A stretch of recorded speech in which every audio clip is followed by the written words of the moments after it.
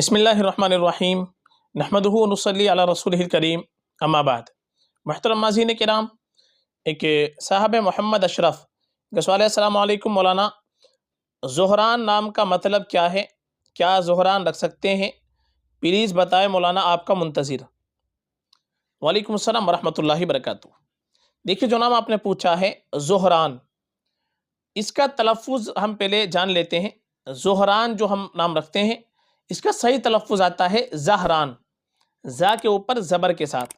आपने स्पेलिंग इसकी जेड के बाद ओ लिखी है ज़ोहरान, इसकी स्पेलिंग आएगी जेड के बाद ए, ज़हरान। और ये ज़हरुन से मुश्तक़ है। ज़हर के माना फूल के आते हैं, ज़हरतुन के। तो ज़हरान के माना आएंगे खूबसूरत, रोशन, चमकदार चेहरे वाला। तो ज़हरान के जितने भी मानी हैं, तमाम के तमाम मानी के एतबार से ज़हरान नाम बिल्कुल रखा जा सकता है। तो जो इसके सही तलफ़्फ़ुज़ है ज़हरान, उसी के एतबार से हम यह नाम रखें।